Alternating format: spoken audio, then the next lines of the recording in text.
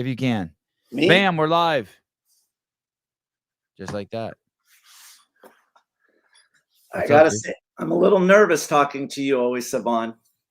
You should be, because the flattery could that I'm about to shower on you, it could make your head explode. I know 99% of you know, but there is no running coach that I know anywhere in the world I've ever even heard of who's close to training more of the fittest people in the world ever. So you might be like, well, there's Olympic running coaches, and there's these coaches, and there's those coaches, and there's football teams that have coaches, and there's track and field coaches, but these coaches don't work with the fittest people in the world. They work like with the top like 1%. They don't work with the 1% of the 1% of the 1% of the absolutely fittest human beings on the world. And Chris somehow, even though he's very open and very generous, has monopolized that. And not by his choice, but by the reputation he's garnered, not only in personality but in knowledge. And he's been on other podcasts. We've done over 1,600 podcasts on the station, and I bet as far as interviews go, the shows I've done with Chris are all probably top 50 of all time. So thanks, Chris, for coming on. You're a needle mover, like your buddy Rich Froning. Wow. You know what? Thank you. You have incredible perspective, and those words really resonate. They mean a lot. Wow. Thank you, Saban. Yeah, absolutely. And I just want people to, I started off with that for two reasons. One, to let you know how much I appreciate you, but I don't want to get into who you are today, because I got some questions, and it's not going to be a long show, but let's just dig in. But if you don't know Homeboy's credentials, they're fully legit. And all you have to do is Google his name and hit images, and you'll see everyone and their mother who have been the baddest mofos on the planet have worked with him. Chris, I had this dude on. His name is Charlie Lawrence. Okay. He is what he calls himself as just an average marathoner for a professional marathoner. His best time is 2:16, and he's done it twice. His fastest mile ever is 4:11. And a few months ago, there was a race. He had never run 50 miles, and there was a race that was a 50 miler, and he's 28 years old. And he called the race director, and he's like, hey, I'm coming there. Have someone ready to drug test me at the end of the race, because I'm about to break the world record for the 50 mile. He'd never run it before. This kid goes there. I call him a kid. He's 28. This dude goes there, runs the 50 miles, and breaks the world record by almost 2 minutes. That's awesome. Yeah, right? He does it in something crazy. What did it end up being? 4 hours and like 48 minutes. And he even stopped once. You know what I mean? I'm like, hey, did you walk at all and stop? He's like, hey, I stopped for like 10 seconds once to like stretch out my legs. And I'm like, oh shit, what am I doing? Am I going to be able to start up again? Right. A 5'10", range about 137 pounds. There you go. Now I'm going to ask you a question. You might be like, yeah, it does, Savan, but I hadn't heard this before. It sounds like around the 40 mile mark, maybe it was earlier, but somewhere he starts taking ketones. And I had never heard that before, because I always think of these runners, he mixes them with goo packs too.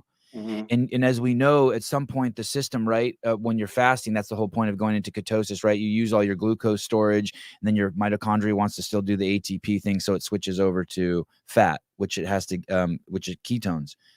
Had you heard that before? And are there any CrossFitters doing that? And are you prescribing that? What do you know about ketones? Yeah, candidly, I know very little about it. I mean, I definitely know about it. Yeah. But it's not in our sport, mainly because of the time domains of our sport. When you start going really long, like there's lots of studies of fat-adapted athletes being highly successful in Western states, 100-mile events, Ironman distance events.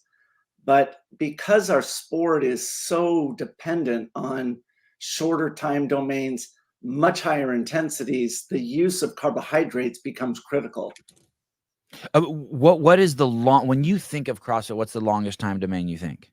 So that's what's really interesting, is that, I just had a conversation with somebody about what is considered long.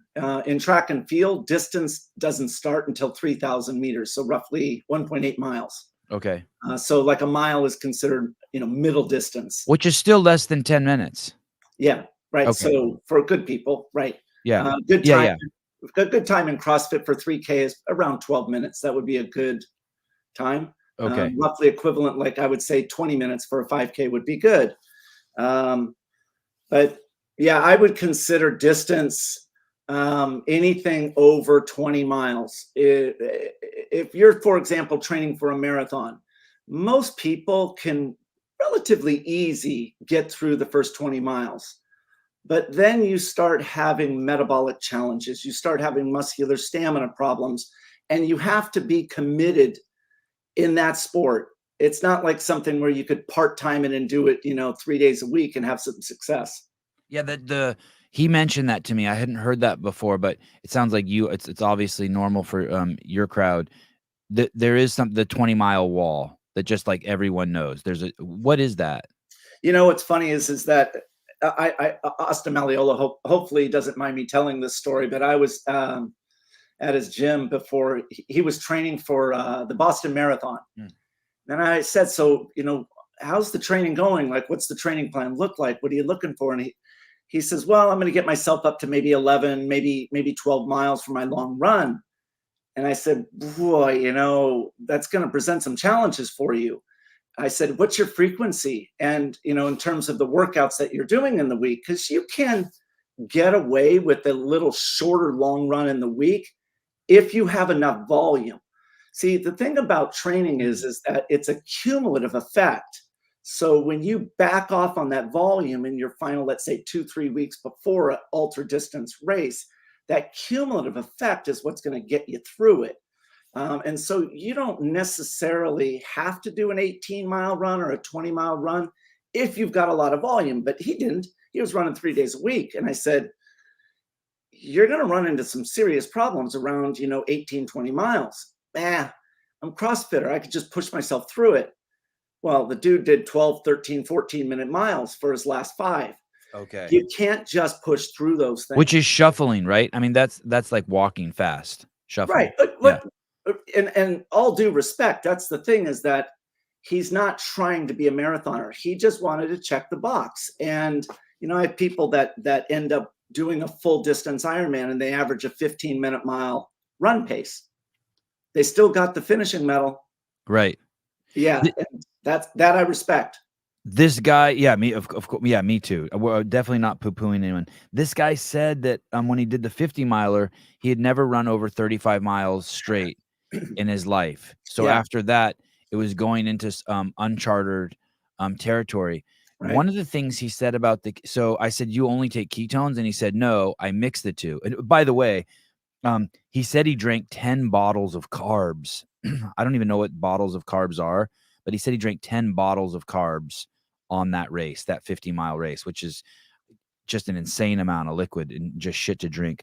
But towards the end, he says he's squishing goo packs and these ketone bottles at the same time. And he also said that the ketones would give him better mental clarity. It's so interesting you say that. So yeah, that's one of the biggest, I think, limitations in CrossFit for the people that want to become elite. yeah. Oh, let me say one thing. And I specifically said to him, Chris, I said, are you just telling me that anecdotally, or you actually or you just hear that, or that's the conventional wisdom? Or are you telling me you drank it and it's like, bing? He's like, yeah, it's like that. He said, you're at mile 42, you drink the ketones and it's like, fuck, like a light goes on. Well, it's the same thing why in the Tour de France with the last, 45 minutes to go, they drink a 12-ounce Coke. Wow. Is Okay. because I get that. That acuity, that sharpness, that awareness, because that's the problem with what we see in military all the time. When military, when they're under fatigue, that's when bad mistakes occur. I program workouts for a couple of elite poker players. And one of the biggest problems with poker is, and you're just sitting in a chair, is your ability to make good decisions, 8 days into a tournament. And the problem within like CrossFit is that if you don't go long enough, negative thought doesn't have a chance to propagate.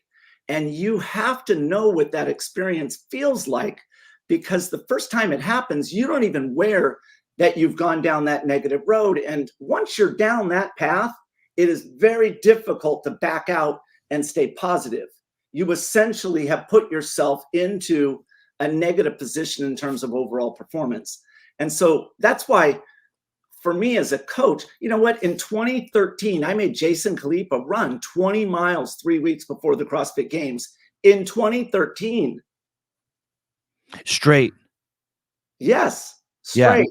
That's I had wild. Neil Maddox do it and Yeah. Garrett Fisher do it in 2013. And I was highly criticized by it. But Yeah. what you're trying to do, one, is to show an athlete that they're ready, that they've done something that no one else has done.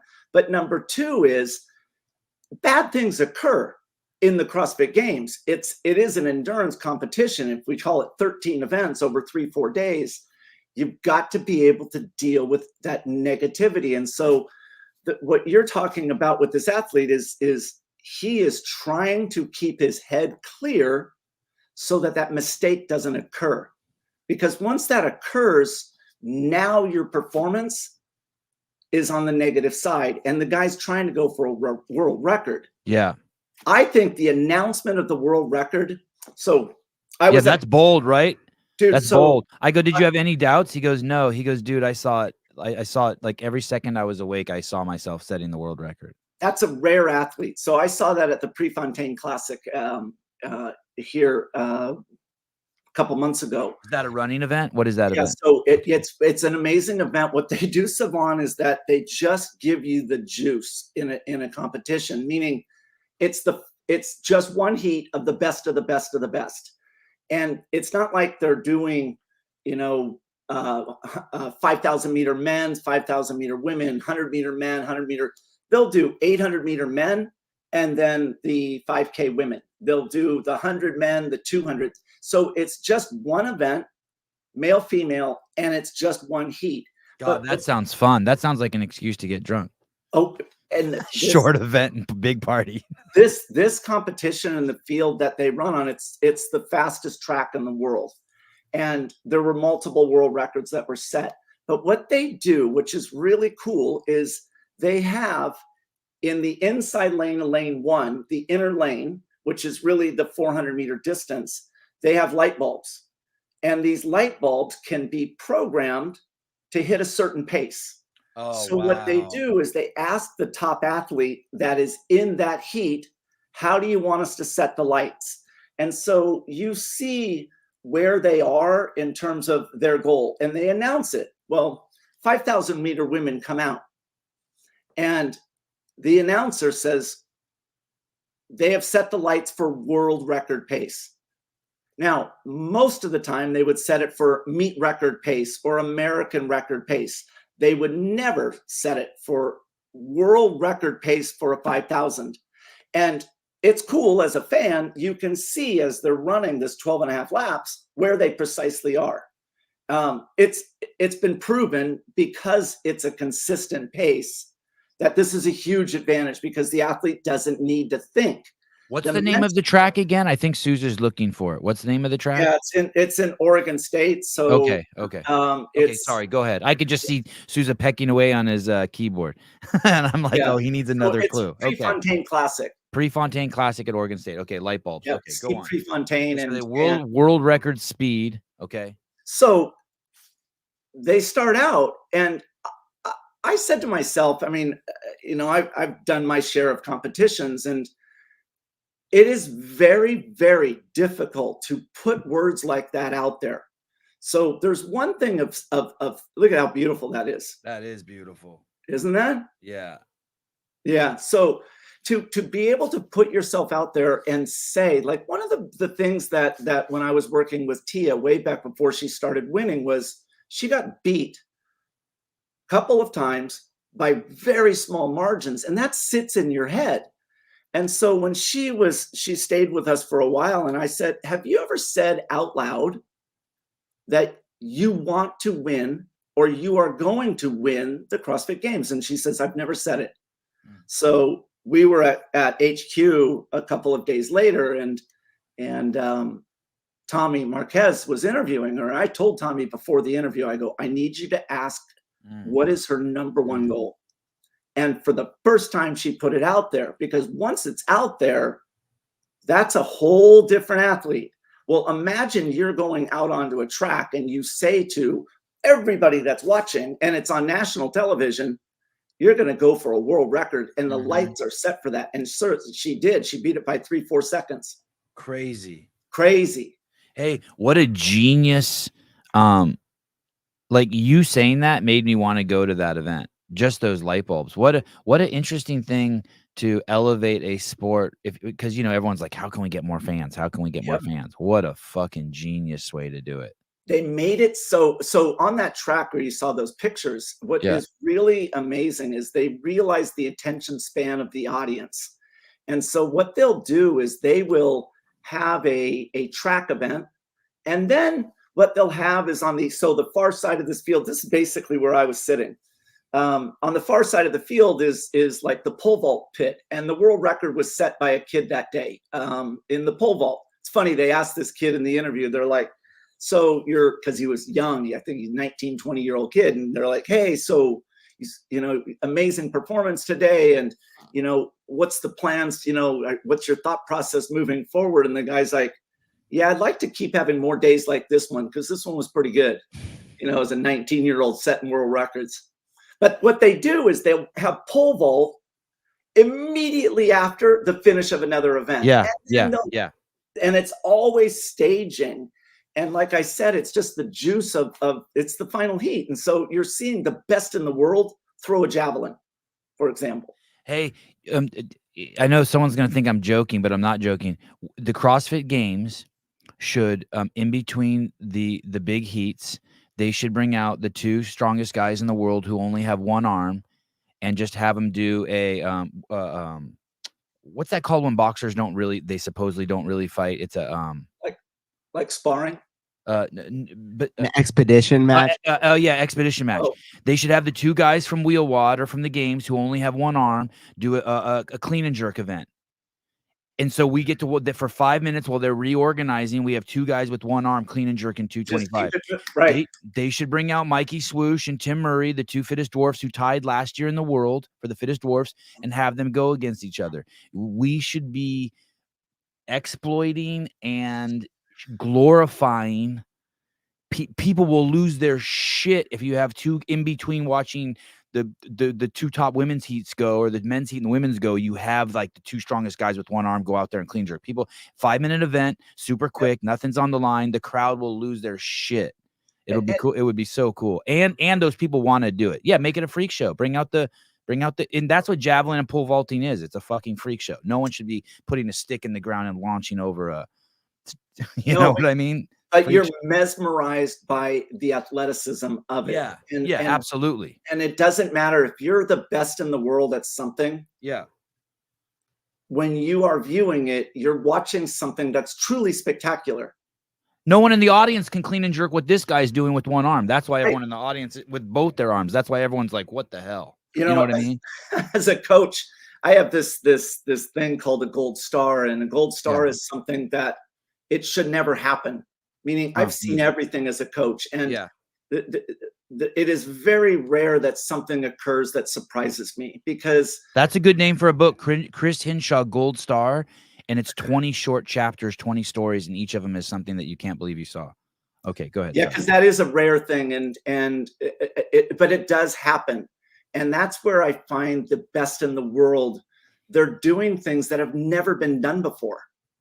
That's why I miss, like, for example, Matt Frazier. I miss Matt Frazier in the sport of CrossFit because he redefined human potential.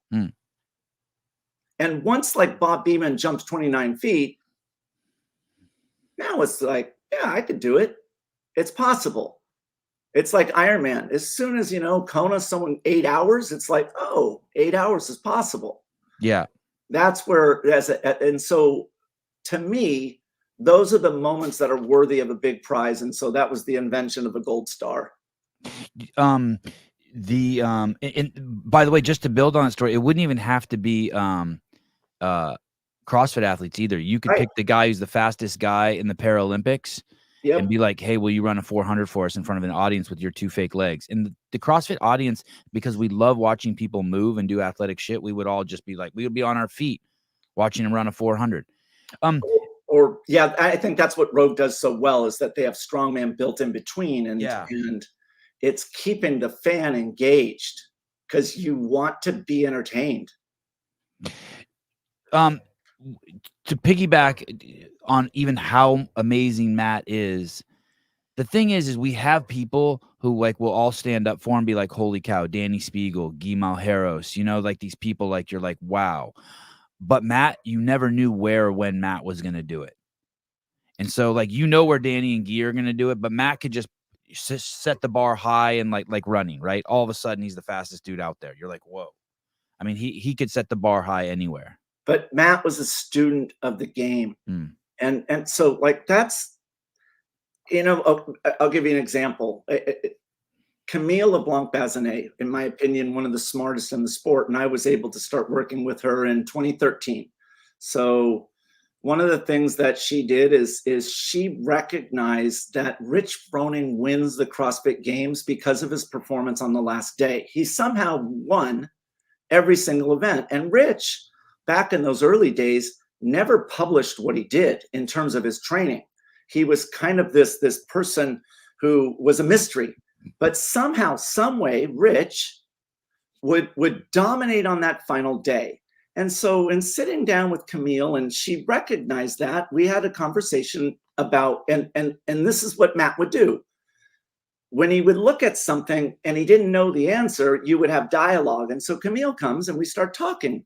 And I said, you know, what he has done is I think there's two different things. One is that he's training way more than anybody else, that he is training himself as an endurance athlete in the sport of CrossFit. He's not doing one workout a day. I'll bet he's doing 2-3 workouts a day, which in fact, that's what it turned out to be.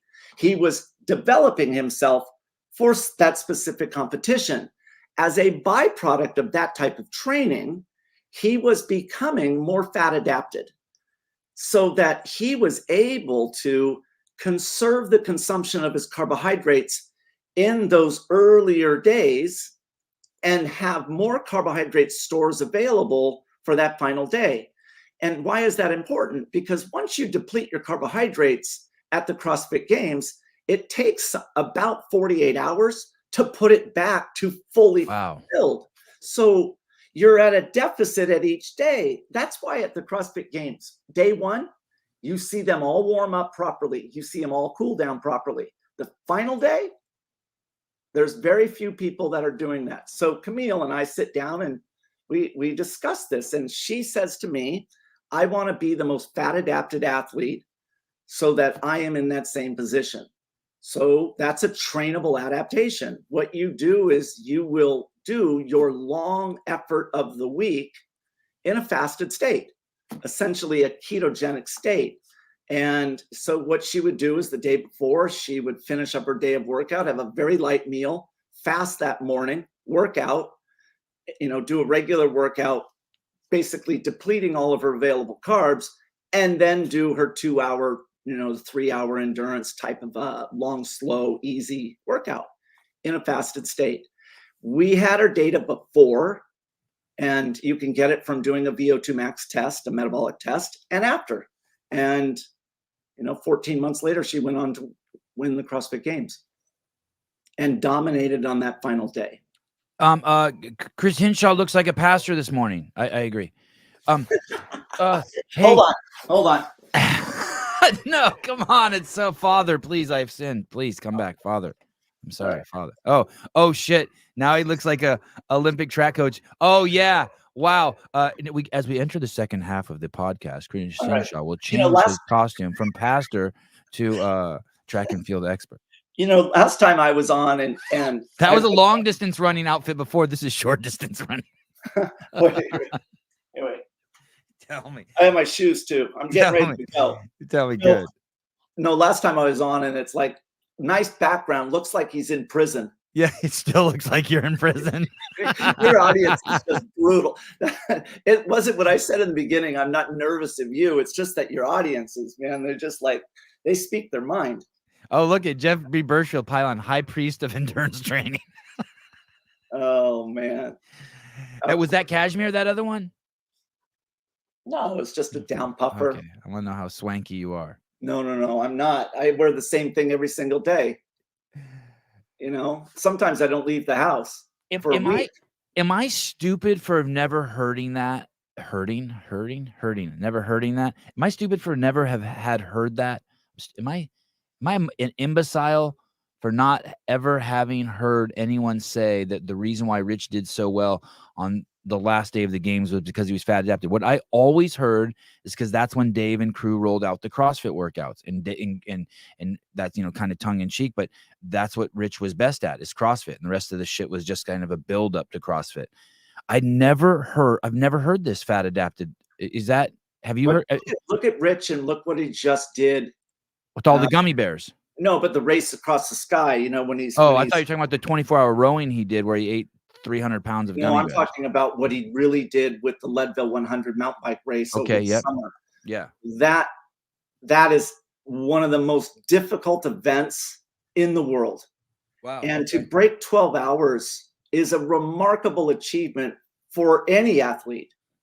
Rich Froning, in some way, somehow, did gold star worthy performance. It Wow. was shocking in that he went under 9 hours. 9 hours is beyond elite for a cyclist, and yet he somehow did it. Now, I'm saying he went like 8.5 hours. That is an endurance time domain. That is a long distance time domain. In order for Rich Froning to be successful, he had to become more fat adapted. Had to. No, Rich Froning is also, again, it's a student of the game, like we were talking about with Matt. When you know, at like so I've been, you know, lucky enough to work with Jeff Adler for 2 years, and Jeff Adler, I mean, what a stud. What a stud. That Crazy. what he did. Focused machine, mental giant, I think, Look at right? that. So that okay. So when you break 9 hours, you get a big belt buckle. That's your prize, That's why he did it, right? He wanted the right? belt buckle? But it's the big belt buckle, and he went and said, "I'm going sub 9." Like I've Oh, trained he Matt. said it. I've trained Matt and Sheree Chan to do that, and their goal straight out, it was to break 12 hours, and they did. They both broke 12 hours. For Rich to get that buckle, it's every single. What I love the most is there's nobody within CrossFit at the elite level that compares themselves to a specialist like a cyclist. Hmm. It's just not done. Like, for example, this year in the cross country run, there is nobody that I've ever worked with that would take their time and go, "Oh, I wonder how it compares to a collegiate runner."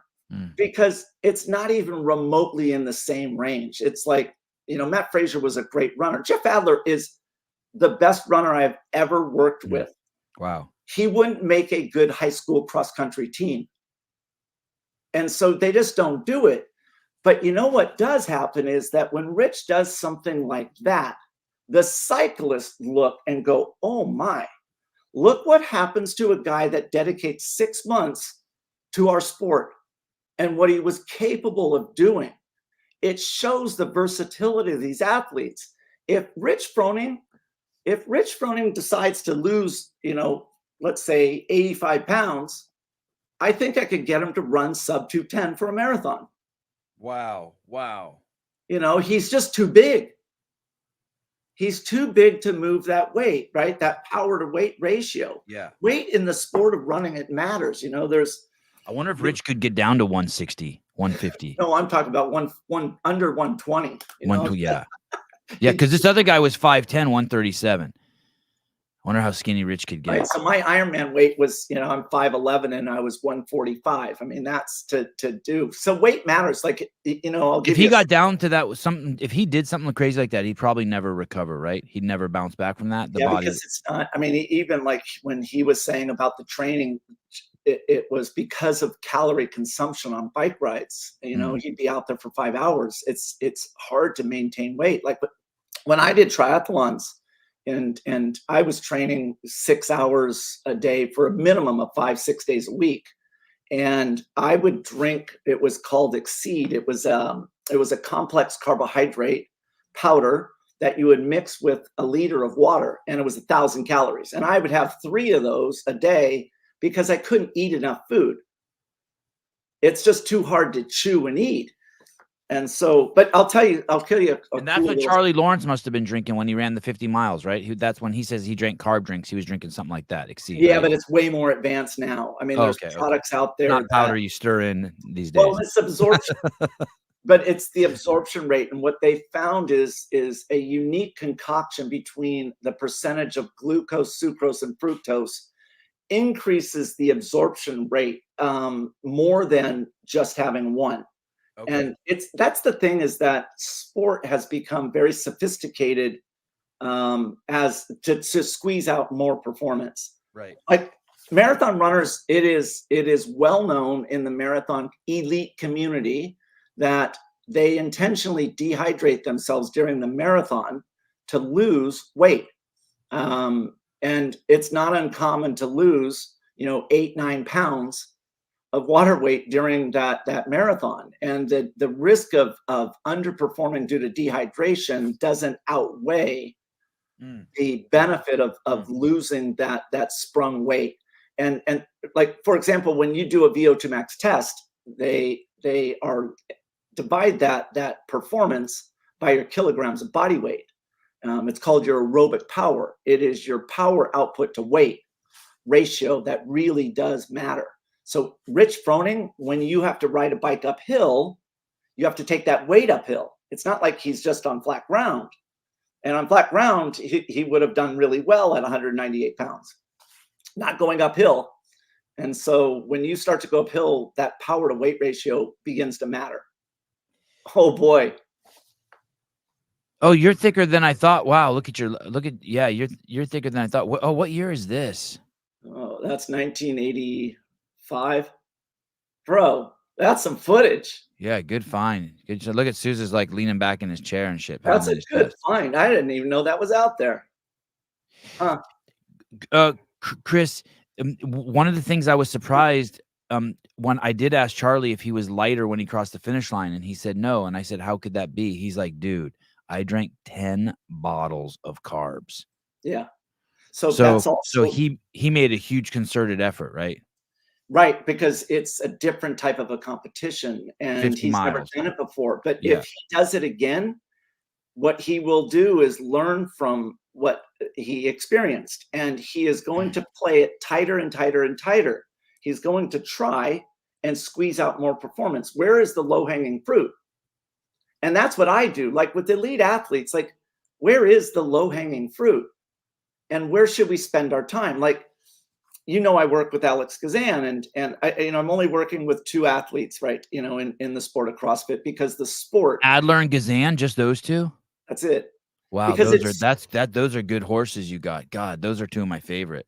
Adler's really, cool and so yeah, is Gazan. I Wow. think, yeah. I mean, the question is like, if Alex Kazan can learn to run, then she will win the CrossFit Games. If she Yeah. doesn't learn to run, then it's just not going to happen. Interesting. But what you must do is I must have her understand the science behind the performance. Because a lot of athletes will sit there and they will begin to question things. They will begin to go, well, wait a minute, though, I'm not doing what everybody else is doing. And the problem with that, wow, you guys are good. Thank you. She is a great, she is an amazing, amazing individual as a human. Yeah, She is mature beyond her years, right? incredible, Yeah. and her kindness, and you know, I did this thing in Europe with Jeff Adler. I wanna add this too, there's a difference between kindness and generosity with her being. When she's generous with her being, like, when she comes on the show, she's generous. and, Like you're generous. She's fully there. She gives when she's here. and you leave after Yeah. a conversation with her Yeah. more energized than, there's a lot of vampires that are out there, and you leave Yeah. and you're exhausted, you're drained. Yeah. She, no matter what condition she is in, you will walk away from that experience Yeah. in a more uplifted space. Yeah. I'll give you an example of her. So Jeff Adler and I, we did with Caroline, who is, I think, the brightest CrossFit coach in the space now. She's got such perspective between men and women.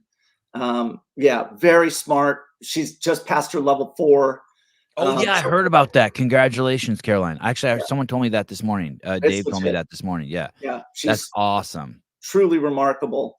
Yeah, Yeah, brilliant. And very sober too, right? Just like when you talk to her, like, man, this cat got her eye on the prize. well, so I so about 10 days out of Rogue, um, I'm prepping Jeff and for um, the types of workouts that would be there. And so what I did is I wrote a list of 3 workouts that needed to be done, and they were different. One was running, one was echo bike, and one was bike erg. Well, the bike erg workout was long. It was like an hour. And what I said is that, Caroline, you need to make sure that he picks the one that he is the most concerned about. That's the one we need to get out of the way first. So they misconnect the information, and Jeff does the biker workout. In that workout, there was a lot of 10-second explosive sprints to wake up his neurological system, right?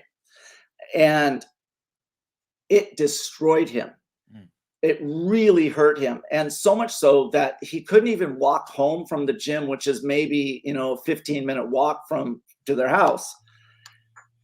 And what I wrote back was, so Jeff is the one thing that Jeff is not great at is biker. He's not good at longer time domains on the bike relative to where other athletes are. It's not that great. And it's a puzzle. As a coach, you're trying to figure out, why isn't it better?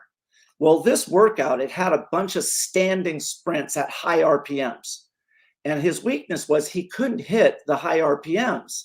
So when you ride a bike, if you're seated, you're in the saddle, your instability, your balance, your agility, your stability is controlled by the saddle and your feet and the handlebars.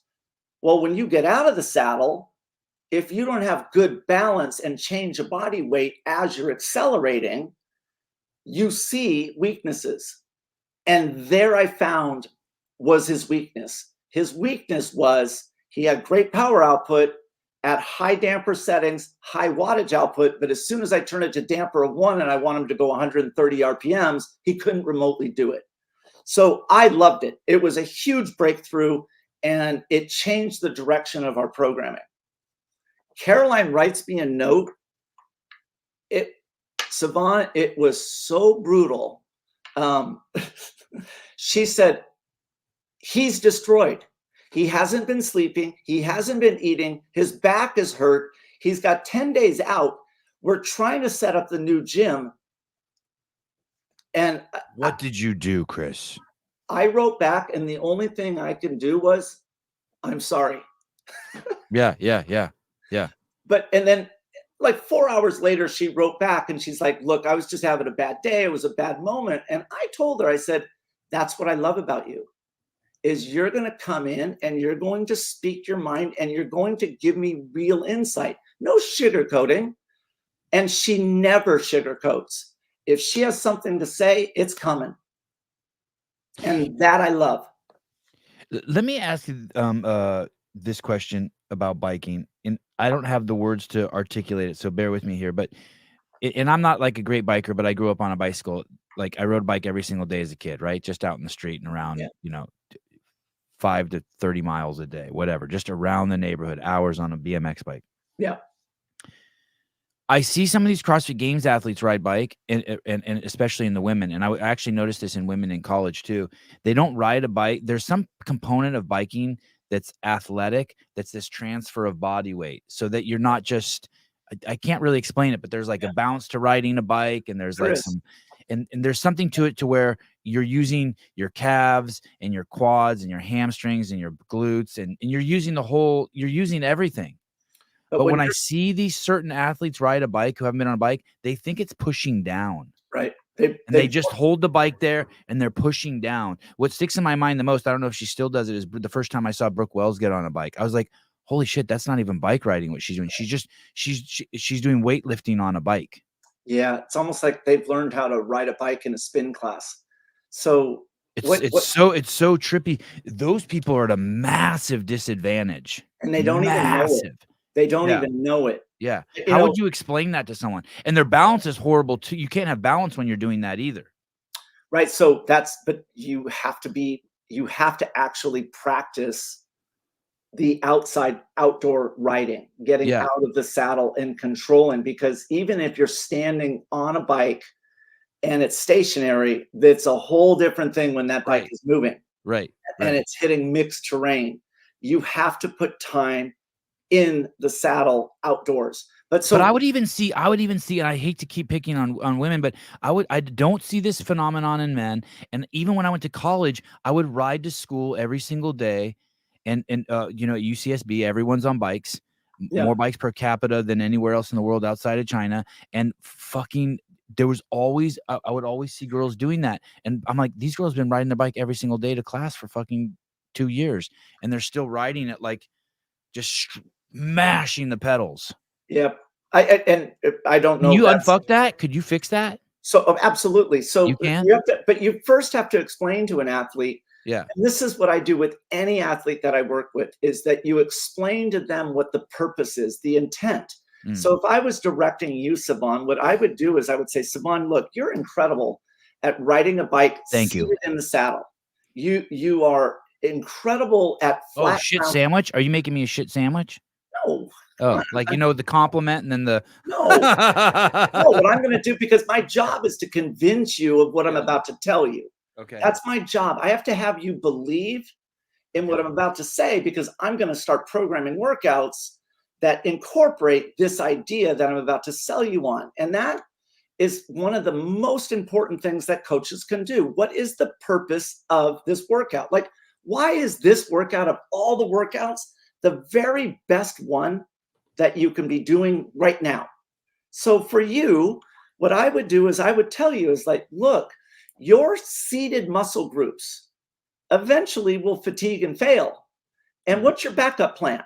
You don't. You don't have a backup plan. But what I want to do is I want to teach you how to stand up and get out of the saddle as if you're climbing a steep mountain pass. And when you stand out of the saddle, you're going to be using different muscle groups, which are going to allow your seated muscle groups to recover. Mhm. Now, when we stand, the most beautiful thing about standing is we could start now using our body weight. So when we stand, what I want you to think about is, at the top of the pedal stroke, I want your weight on that side, and your weight will ride that pedal down. You're not pushing it down, the weight rides it down. And now this pedal on the other side comes up and you switch your weight. And so that's why you see people switching weight. Now, if you're outside, the reason why you see the bike tilting from side to side as they transfer the body weight is because you could create a better lever. Mm, mm. It's more of an advantage in terms of your power to weight ratio by manipulating the bike. You can't do that indoors. And Mhm. so the only thing indoors we can do is switch our body weight from side to side.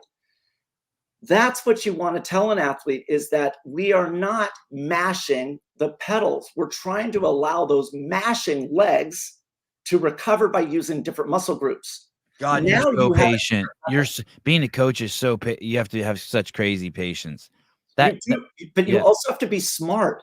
You yeah. have to be really, this whole Can thing with someone How long AI. would it take someone to learn that as an adult? I know exactly what you're talking about. As you say it, I'm like, yeah, I intuitively do that. When Because you you lean the ride. bike over, you're in essence bringing the pedal up by bringing the bike over as you use your weight to push it down. So you're just taking advantage of everything. But like, Yep. I've never thought of that. But as you're saying it, I'm like seeing myself ride my bike. I was like, yep, that's how I ride a bike. Yeah. I think that that's where I being, can't imagine having to learn that at 27 years old. I That can't sounds like imagine, so hard. I can't imagine trying to teach it if you've never done it before. Well, that too. Oh, wow. Wow. So that's why I Wow. don't teach weightlifting. It's not my sandbox. Wow, that's interesting. Do you think how about this? When I thought of this question, I thought I was amazing because I don't know if this has ever been asked. Do you think that um running is the most dangerous modality in all of CrossFit to train Why? In what context? in injury rate?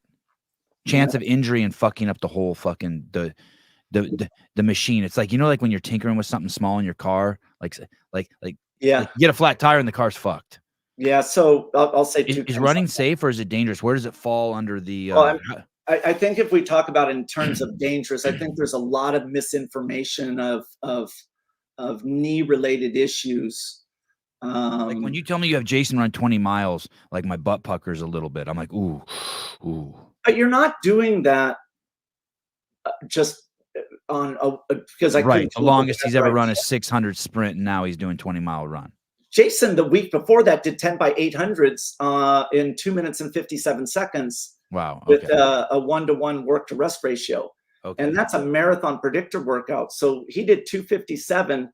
And what you do in that workout is you take your average 800-meter time in the 10 by 800, and he averaged 257. And you convert that minutes and seconds to hours and minutes, and there is your marathon time. It's called Yasso's 800. Now, that workout, if he trained enough volume, he should be able to run sub 3. That is a confidence building workout. I mean, as a coach, this is what gets dicey. You must be really accurate, because what if Jason did that workout 3 weeks or 4 weeks out from the games and he bombs it? He averages 310, right? Meaning you head fucked him on accident. And now he's going into the games and he's like, Yeah. where am I? Yeah. He did something that was impossible. And that's the magic of being a coach. When in that last month is you're trying to get athletes to do things that they don't believe that it's capable of being done. And that's where you're going to create a champion. And so, no, with Jason, it wasn't a surprise. It was a stair step. I mean, we see stair steps all the time, right? Like when I started, I started off by doing a local 5K, and that went to a 10K. And next thing you know, I'm in Kona doing a full Ironman. It didn't just leapfrog. It was a progression, and that Ironman seemed as difficult as that first 5K.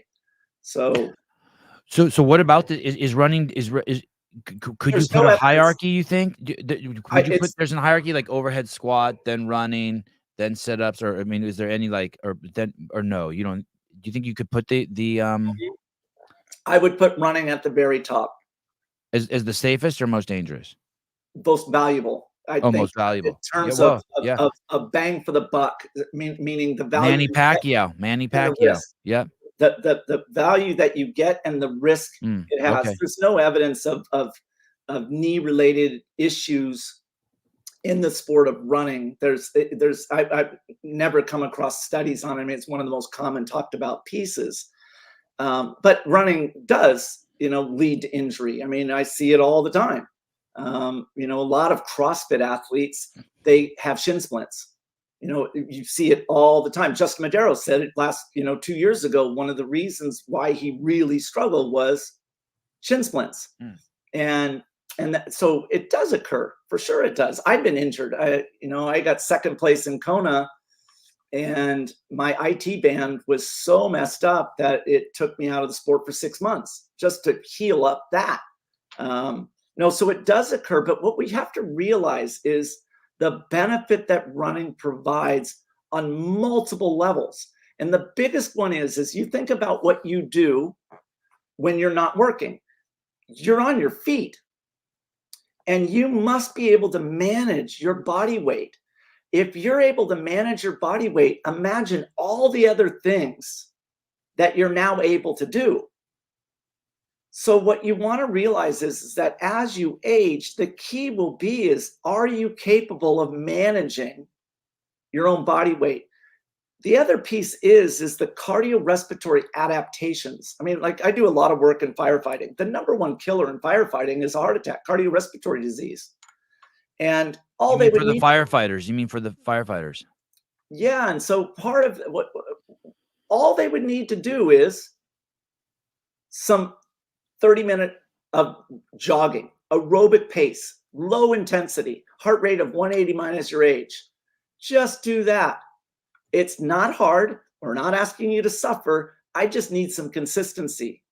And so, You mean just no, like every day, just get on the air runner and knock out 30 minutes? yep. And that's where the sport of CrossFit's changed. I used to have athletes that would they would contact me and they're like, "Hey man, just qualified for the games out of regionals and I need to start up my running." Yeah, that's not how it works. Uh, it's not. It's a little late. I can help you for next year. You have to remember that in the sport of running, in cardio based sports, there's two basic adaptations. One is these central adaptations, your heart, your lungs. Well, most CrossFitters, their heart and their lungs are adapted, right? That your heart doesn't know what movements it's doing. It's just trying to get blood to those moving muscle groups. Well, those muscle groups are what we call a peripheral adaptation.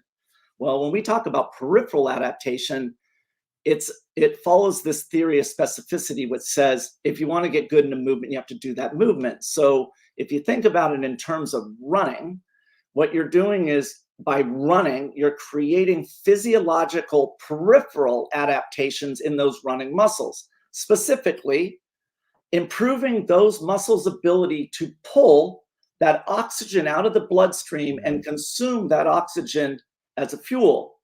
And Glassman talks about this a lot, right? He realizes. I mean, I haven't had some of the best conversations that I've ever had with somebody. Like, he is one of the most brilliant people I've ever met, and it could have been 20. It was actually at the award ceremony when Camille won. I missed the award ceremony because he was talking about mitochondria, and he wanted to understand how I was training athletes in 5,000 meters, because he was talking to me about mitochondria adaptations in terms of multiplying them and then making mitochondria bigger. For the people listening, the mitochondria is like the energy center, the power center of what makes us move. It's where we get our energy from. So if you have more of them, or you have bigger ones, or both, which occurs from aerobic level adaptations, then what you're able to do is move faster and longer in that particular movement. As we age, those things go away. So if you want to retain your youth, if you want to retain your ability to fight disease, those mitochondria matter. Well, in my opinion, if I am trying to maximize mitochondria, where do I want to focus? And that is the largest muscle group in the body and the most common thing that I do, which is standing, supporting my structure. That's why. There was a great I knew running was dangerous. A buddy and I went for a run. He got hit by a car. Sounds unsafe to me. Dude, I've been riding my bike and I've been hit by an RV in the back of my head. Recently? No, this is back in my triathlon days. By a side mirror? Yeah. Imagine that. Did it take you off the bike? Oh no, but it put my head all the way down to the handlebars, almost knocked my teeth out. Damn, dude. Yeah. Damn. Yep. That's not a good place to get hit. Hey, all the great boxers run. I mean, like Manny Pacquiao, it's like his fucking bread and butter. I mean, just like, hey. Well, that's why Conor McGregor. So, Conor McGregor. Yeah. It's interesting, right? That he knows that he is going to go for 30 minutes, and he doesn't train that way. Conor McGregor, when he fights and it's got to go quick. Yeah. He is training for basically a 3-minute knockout. Right. If it goes beyond that first 5 minutes, he's in trouble. Yep. And it's interesting the way, I mean, he's got this incredible coaching staff, the most expensive staff in the world, and they're not realizing that there are athletes that he's going to, like Khabib, that he's going to have to fight, that are prepared to go 25 minutes. And to me, it's always interesting is that athletes don't realize that you must train for what you want to get good at. And so like Diaz, like the guy Diaz does triathlons. He's the man. Right. I mean, the level and anything that goes into the 3rd or 4th or 5th round, even if he's been losing the whole fight, the other dude's fucked. That's right. And if you ever go live event, you will feel that energy shift, and it's over before it's over. You mean from him? Like if you're in the, you'll sense Or all even like Mike Tyson back in the day, like you knew it was over. And that's what like I see that within athletes, is that they know it's over. And what's beautiful about CrossFit is that as soon as an athlete gets broken, like in the middle of a competition, they're now protecting their own position. They're no longer thinking about letting that person, like they're in contention. It's like, it's about preservation of my current space. Instead of attacking. That's what's so beautiful about it, is that the mental acuity that we were talking about is really important. Of how do you break an athlete if you're side by side? And you have to be aware that is part of sport, right? Because it's about what we're doing in CrossFit. It's not just about getting first, second, and third. It's not getting fourth. It's being aware of the people behind you. And that's why it's different. And I like that about CrossFit, that don't give up, because those points do matter. But also, you want to keep your head in the game for the person that you're with, because maybe they're softening. Like, let's say you're an amazing sprinter, and if it comes down to a final sprint, the last 40 seconds, you'll beat me every time. But I'm a great endurance athlete.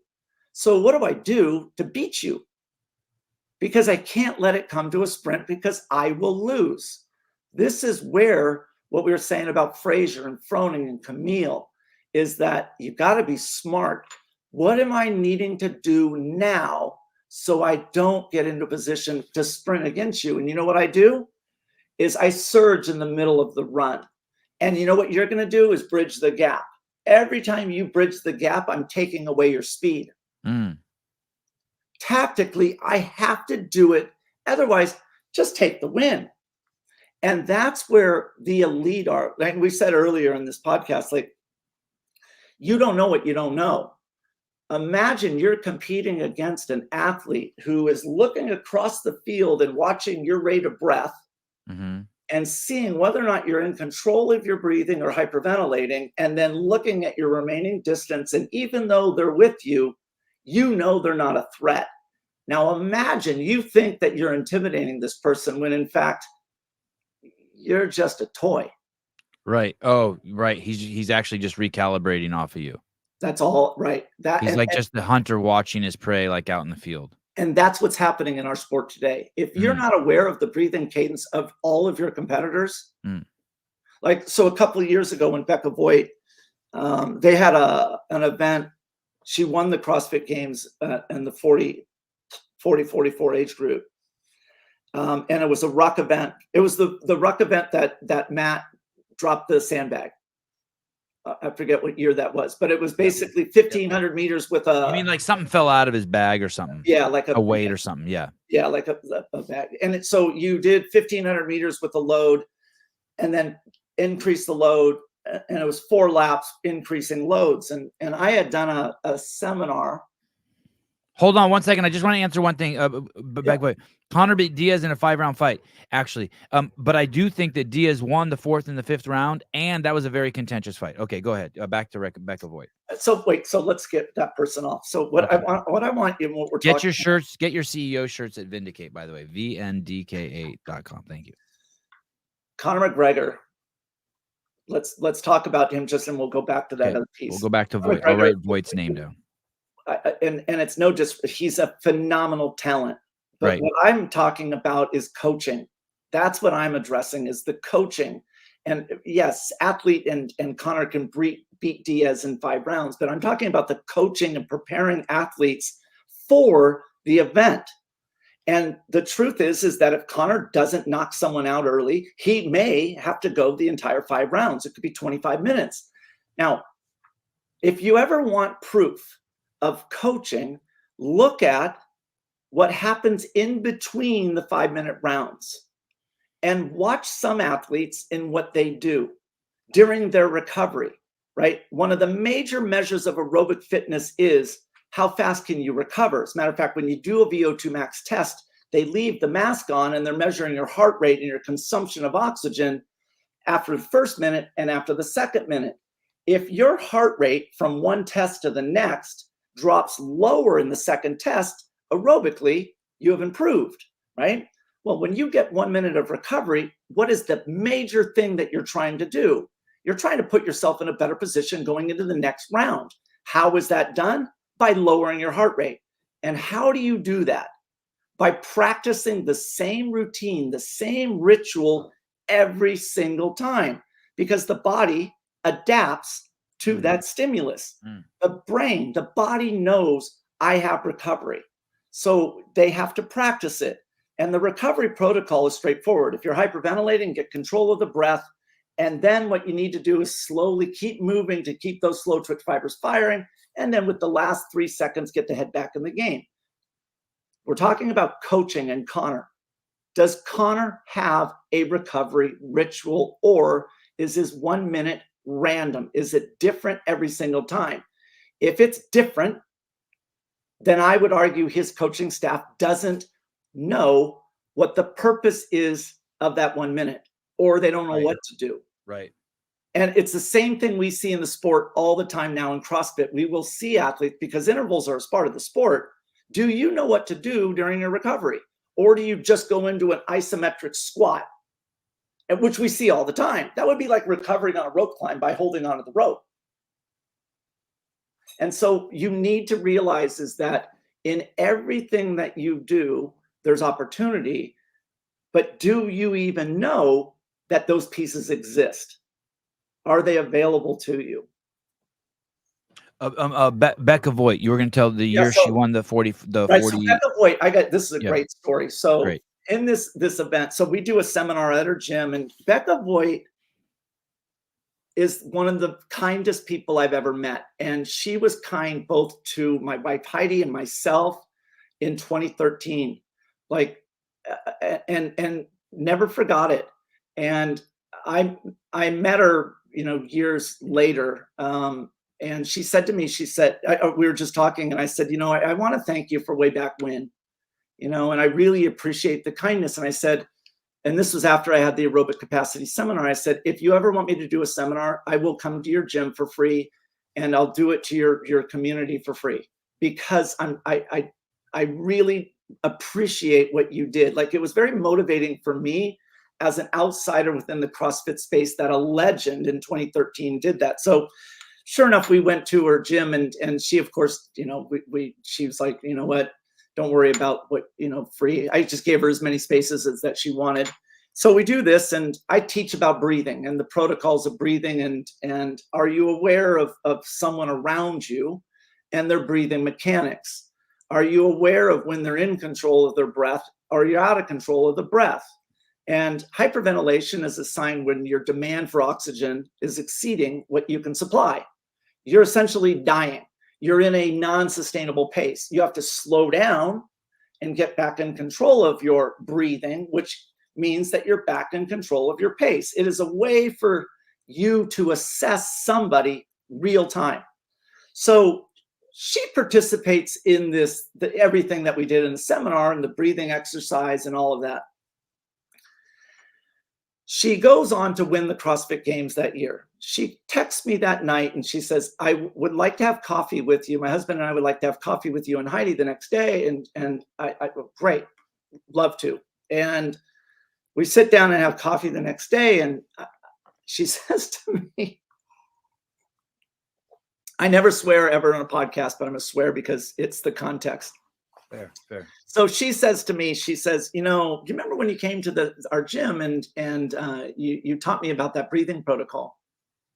Oh, well, yeah, of course I do. Yeah, I remember that well. And she says, I want you to know that the entire time that you were doing that, I thought this was bullshit, that you're just full of shit.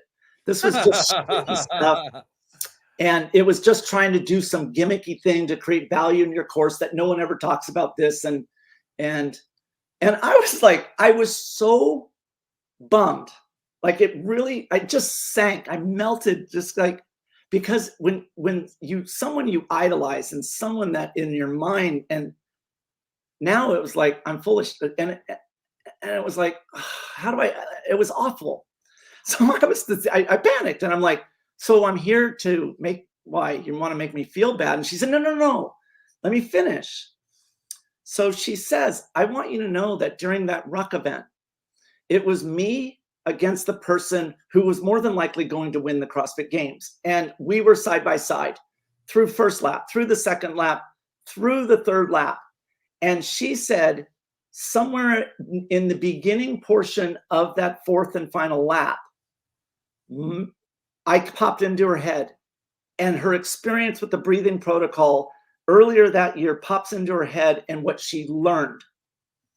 And so she started listening. And what she heard was her own breathing cadence of being in control. And she knew what her in control steps per. So what it is your number of steps you take per cycle of breath. Okay. She listens to the person next to her and she says, Chris, right then and there, I knew I was going to win the CrossFit Games. I knew, because she was in trouble. I heard it. I made a surge. I broke the elastic, and I ended up winning. It was one of the greatest feelings to know that I'm going to win. And she wouldn't have taken that risk. She wouldn't have taken that risk and played it safe if she hadn't learned to listen to the breath. Right. And that's the whole point, is that athletes out there are knowledgeable, but they also must practice it. They must train it. Now, she was incredible, I've got to say, when we learned her breathing. She had a very reliable and predictable cadence. She was a natural at it, so it was easy for her to pick it up. Many athletes, it's not that easy. But that's why she's a great athlete, is because naturally she picks up on these skills without even knowing that she has them. That's where, like, athletes, as a coach, what's challenging is that you're trying to prepare athletes for something that may never occur. Right. And that's the hardest part. But that's why I'm only down to 2 athletes, because the difficulties now within the sport are so granular that you have to do things that are hyper creative. Like let's say, for example, you get hurt and you're going to the games, but you something happens to your lower leg and you can't run, and you have to take 4 weeks off. Well, unfortunately, after 4 weeks, you have lost a tremendous amount of adaptation. So what do I do to prepare you? And this is where, again, coaching comes in. You have to prepare that athlete. Now, I could certainly have you gradually go back into running and doing that, 2 workouts a week, but we have to compress our schedule because we lost a month. So then how do we do it? And this is a real example. I mean, it's an example that I used in the past. And what you must do is you have to hit certain stimuluses, because we don't know what the time domain of the workout is. If I knew it was 5K, I could train for the speeds around a 5K, and it makes it simple. But I have to train everything from maybe a marathon speed to 200-meter speed, and all of those speeds in between. If you don't train a specific speed, then your body's not prepared for that speed, and you will underperform. So you got to hit all those spots, and that's what's challenging in all of the movements. And so how do you do it in this case? What I would do for you, Savon, is I would just say to you is like, look, we're going to get back into running. The problem is that you don't have the capacity to be able to do a full-blown workout where you should be, because you've taken a month off. So I've got to scale that back. But what I'm going to do is I'm going to scale it back and take a third of the workout away and hit a stimulus within that workout. Now, later in that day, 6 hours later, we're going to come back and do a second running workout. Same thing. I'm not going to give you the full workout. I'm going to take away a third of it, but it will be a different stimulus. So by me shrinking both of them, but doing them in the same day, I get a volume related adaptation, but I also get a stimulus related adaptation. That Now, ties to what you were saying in the beginning of the show too. You got to get the volume in. you have to get the volume in, but if your body's not capable, meaning it will break down if you did the full tilt, then how do you do it? And so this is where you have to become creative, and the sport has become granular, that if you want to win, you've got to get people that know their space. That's why I said earlier, like if it's weightlifting, I'm not your guy, because you have to, Do you have a protege, by the way? Do you have someone? so I work with a couple of different people that intern and bringing them up. Yeah. Were they also Ironmen or Iron Women? No, No. no. So that's where it's like, the amount of time that I spent doing it as a professional and the years, no, it's a very rare, like you said early on, this is a unique sport, when you introed me. Yeah. And if you went to a running coach, they would tell you it is physically impossible to get good at running and only doing it 2 days a week. But that's not true. It's not true, but they're a specialist in that space.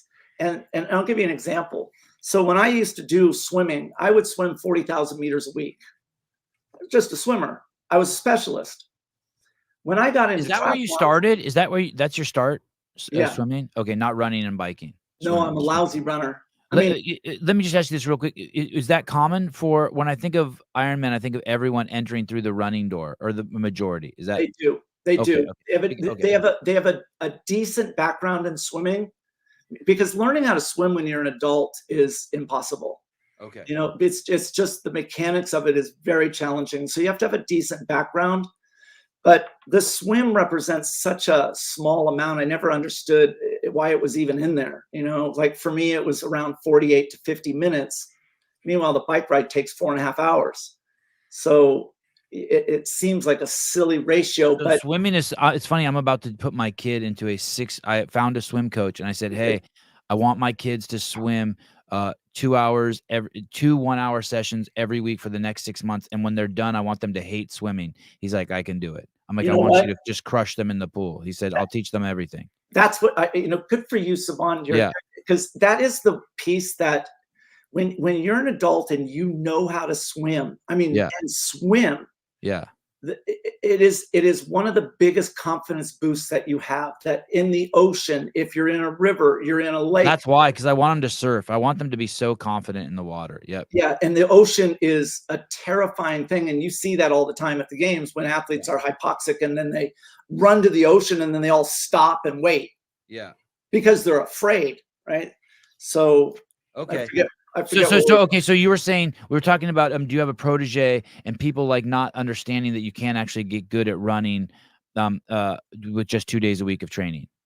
Yeah. That's my point. So when I was swimming, I did 40,000. When I did triathlons, I did 25,000. Okay. All right. A week.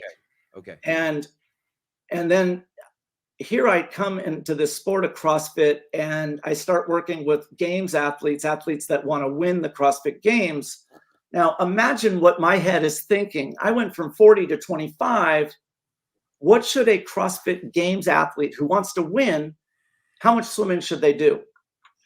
And that's the big challenge for somebody who is on the outside. Now, a triathlon is a multi-sport event, similar to CrossFit. It's a multi-sport event. And that's what I was thinking. But they're not even close to being related. The athlete that wants to win the CrossFit Games right now will swim probably 2,000 meters a week, one time a week. Imagine that. And that's sufficient.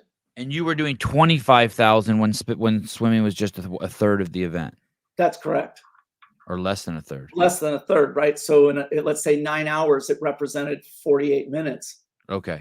Yeah. So that's where it's a very difficult transition unless you have the experience. And that's why I think about, I've had a lot of opportunity and fortune, in the sport. I've been a student of the game, though. I really have the amount of effort that I take in terms of deep dives, in terms of the way in which I write workouts. So like, for example, the workouts that I write, if you wanted to do a bike or workout, you know what? I could program that workout based upon your wattage. I could program that workout based upon RPMs.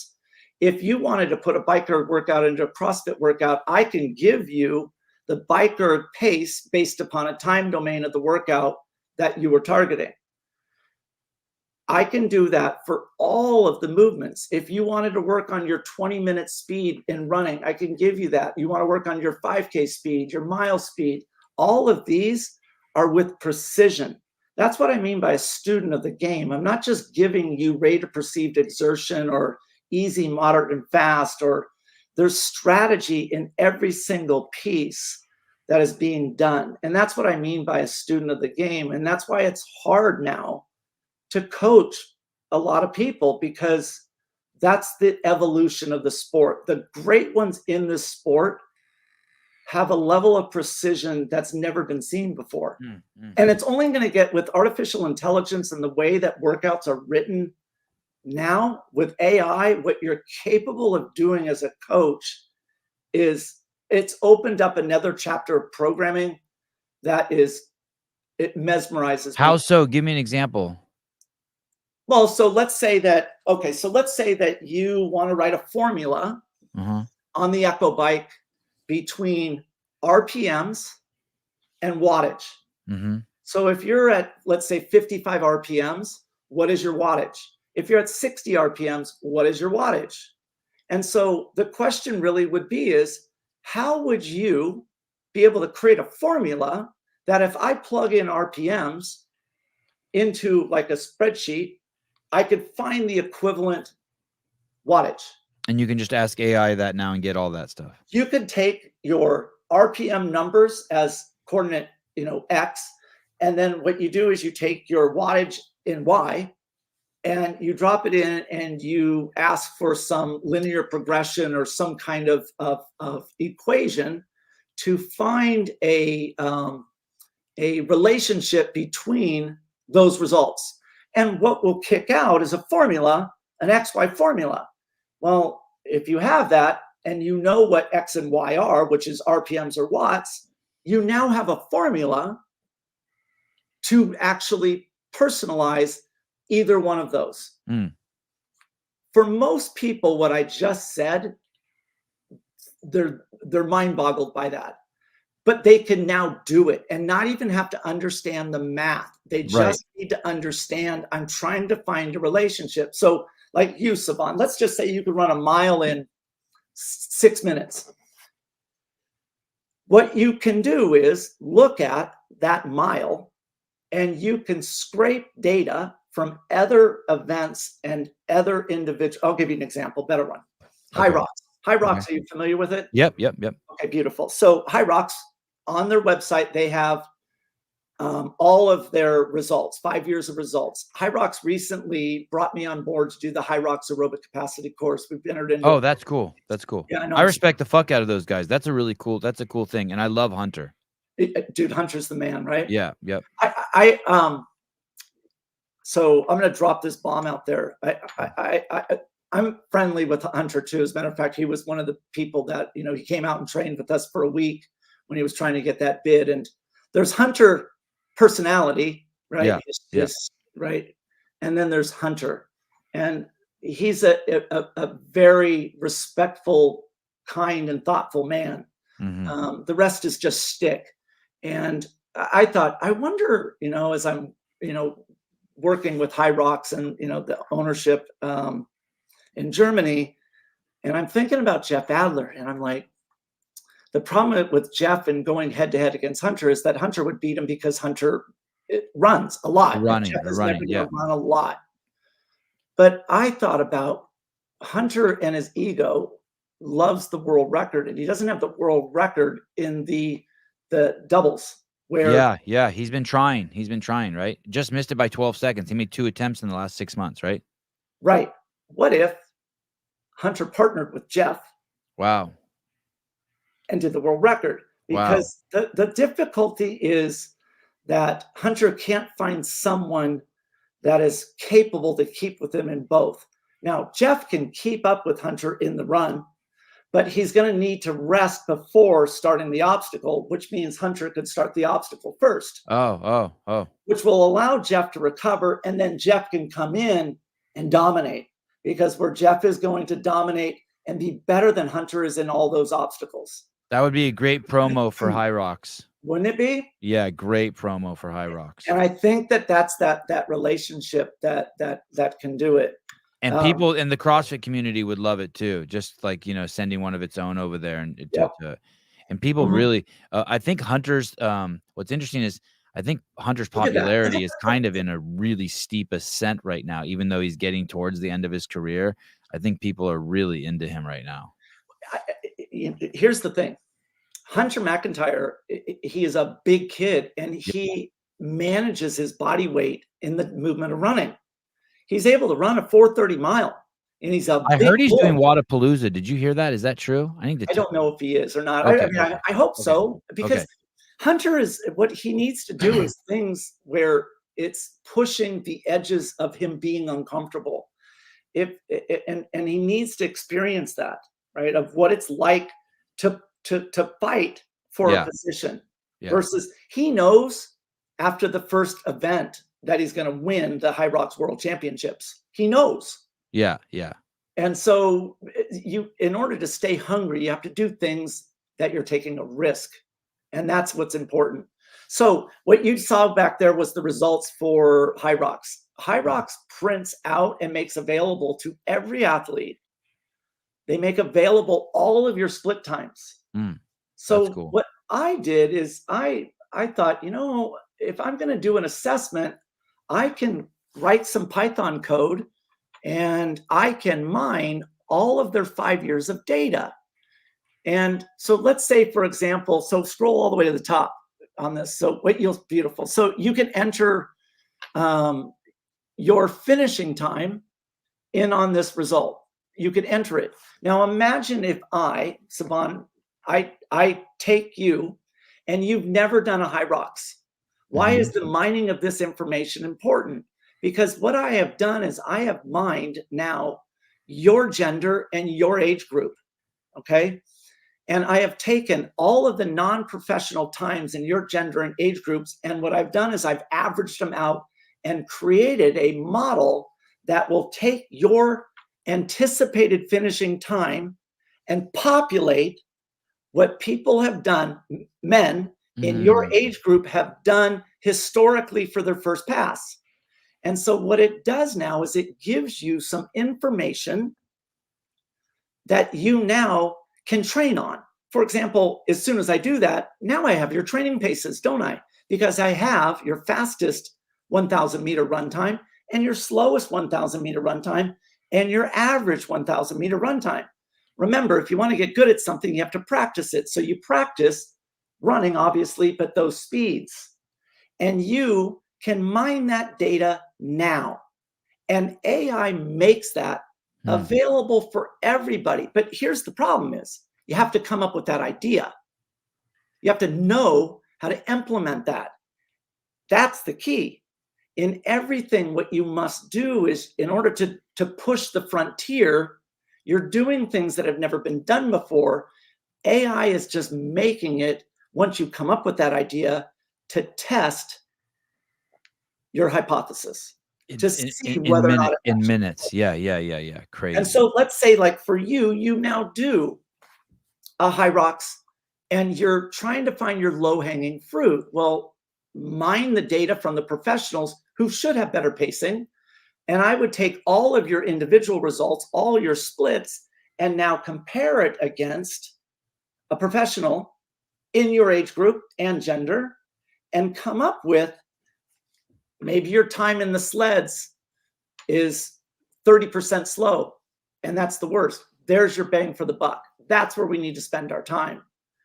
And so I think that what AI is doing is it's going to mainstream programming on a vanilla basis where a individual can do it better than a coach, because they can load their variables in to the programming to spit out their workout. But you still have to know what you're doing if you want the next layer. If you want general fitness, you know what? I have a bum knee. I'm 40 pounds overweight. I'm this age. I'm this gender. I have 30 minutes of total time. I have this available equipment. Write me a workout. And it can do it in 10 seconds. But can it personalize it for you? Well, yeah, AI is definitely not going to tell you, hey, you need to say it out loud. That's right. Or they're And it not going to can't, tell someone who's about to interview you, hey, get this person to say it out loud. They're not going to understand the no, not at all. no. Not at all. But it does allow, and I think that that's what's exciting now is I think there's going to be a dramatic shift in terms of the quality of programming, because the holy grail in programming is personalization.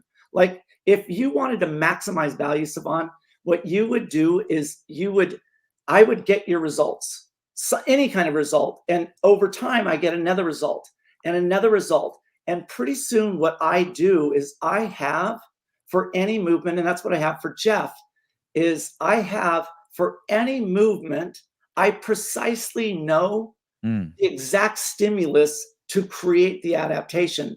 I'm not just guessing. It is Right. precise.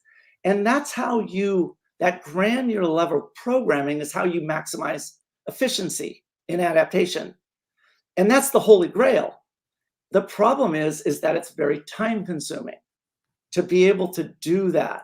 I think that this next iteration of programming is going to make that automated. And that to me is what's going to be great. I think that level of performance, accuracy, precision, reduction of injury, right? Overtraining is going to dramatically shift.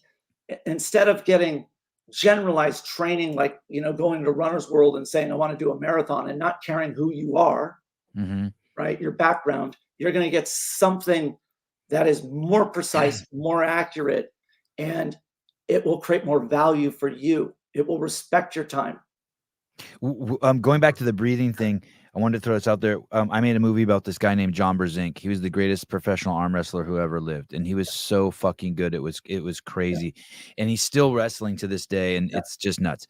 But when I started working with him and making the movie, I noticed that when he just watches the guy he's going up against, and second they exhale, that he cranks. He's not gonna. He's always timing it with their breathing. He's always timing his attacks with their breathing. And I was like, wow, very cool. Yeah. So that's where I look the same thing. Yeah. So there is a, I mean, he didn't even try to hide it. but so, okay. But maybe still some people didn't even notice. I mean, I never heard anyone say it out loud. But that's the just key, now. But I would right? see him do that. I'm like, this motherfucker's just watching how people breathe. And the second they like exhale, he launches at them. That's the whole point, right? Is Yeah. that you're trying to get an athlete who knows more than the other. Yeah. And that's where athletes, they don't realize because they don't know. So one of the here, I'll give you an example. If you look at the start of the cross country event at the games, and the men are in the front and they're waiting to go. Yeah. None of them have their shirts on. And just as and if you're a coach and you haven't done this, then this is something that shows opportunity for you, that you're not paying attention to the detail. How many of them are wearing chest straps, right? Because the chest strap, what it's going to do is it's going to, right, chest straps and then a watch. So a watch is one thing, but a chest strap is another thing, because the chest strap gives a level of detail. It gives you your cadence. It gives you your stride length. It gives you your balance between left side, right side. It gives you vertical oscillation, and it dovetails with your watch. And so like this Garmin here, what it will do is it will precisely tell the athlete real time what they're doing. If you're not aware as a coach, if you're listening, how many men were wearing a chest strap? That's opportunity to learn and be aware of where athletes are in this sport. Because every single one of them should have been wearing a chest strap. Why they're tweaking that in real time, even in competition, you tweak that. No, so let's say that you have in the movement of running through all of our work, the maximum heart rate that you can manage in terms of your sustainable pace. If you go above it, you're going to hyperventilate and you're accumulating acidity. And if that acidity builds up, it's damaging. And you have to be aware that you have a max lift, a neurologically damaging workout later in the day, right? So if you're neurologically fatigued, or if you have this accumulation of acidity, your recovery after the event is going to take longer. It may interfere with your ability to lift heavy. And so what I'm saying is that you would have a heart rate of, let's say, 175. You precisely know 175 is, I'm in trouble. I have to be careful beyond that, because if I go beyond that, I'm now creating fatigue that I may ruin the next events. And so what do? You look at your watch. Now, a lot of athletes will say, no, you could do that by feel. But what I'm talking about is precision.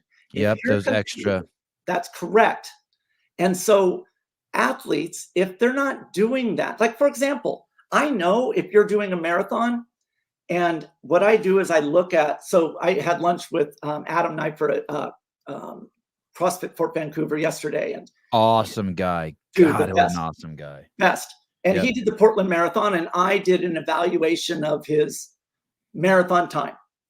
And so he asked me, he says, where's the highest value for me in running? Because I'm trying to get him to do high rocks. I think he would dominate. He would become a world champion in his age group, for sure. And so I said to him, I said, when he asked me, I said, here is your results. And what I want you to look at is your cadence. You have a very low cadence. And the reason why that's a problem is because when you get tired, your cadence, if you don't have a higher number, how are you going to maintain speed? And he says, well, what do you mean? And I said, think about it when you get tired, your stride length. You're going to actually, when you get tired, have a shorter length because you don't have the power output to be able to keep that stride length. So it will get shorter and shorter. It's going to go from 1.3 meters to 1.2 meters. So essentially, it's going to be 4 inches shorter every step, which is 200 steps in a mile. So what we need to do is have another weapon when your length gets shortened, and that is cadence. Your number one opportunity based upon this data is, I love this, work on your cadence. And so going back to you're looking at all the levers and adjusting which ones you can. And it's being logical, though. And yes. But remember, I'm trying to convince him that this is what he needs to do, and he has to believe it. Right. And so it's hard to argue when you're looking at the degradation of stride length and not having a weapon to balance that speed. So what happens? You just end up going slower.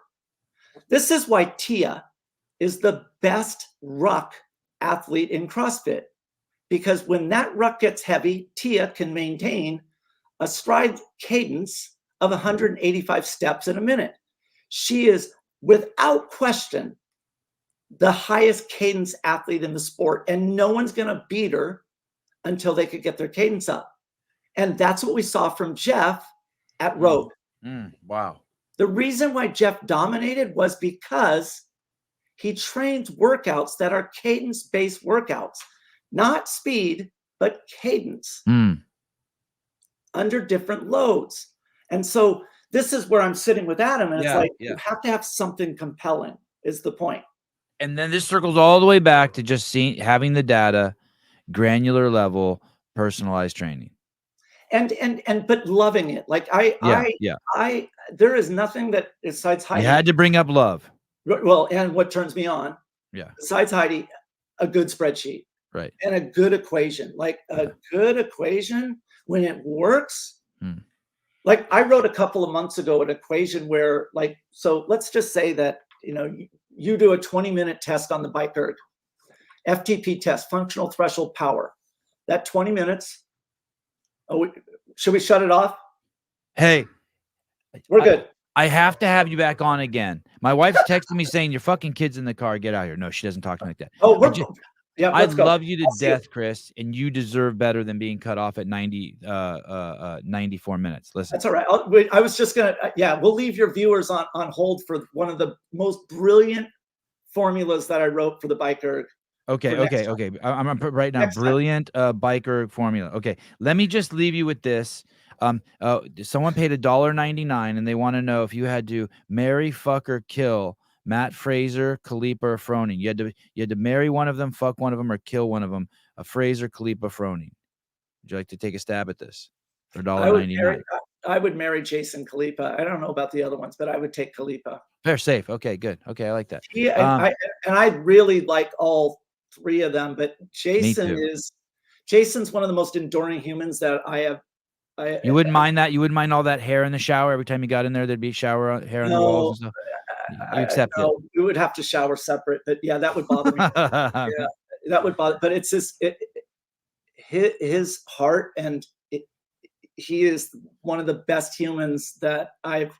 Our friendship is, yeah, he's the real deal, buddy. I mean, You the man. Thanks, Savon. I appreciate it, man. Yeah. The audience got a shitload out of it. This is gonna be a massive episode. I was marking all the spots where there were things where we should make sub clips, and I've never marked so many. You're the fucking king, dude. Chris Thanks, Hinshaw. man. I appreciate the opportunity. Yep. Thanks, dude. Love you. Bye. Bye. Chris Hinshaw, Matt Souza, thank you. I'm off to the races. Yeah. God damn, that guy's a fucking a fire hose of stories and information, huh? Yeah. This already is. Well, this is part D or something. All right. Yeah. Love you guys. Susie, you the man. You guys, tomorrow morning, 6 a.m. for members only. We the behind the scenes. Here we go. About this party. All right.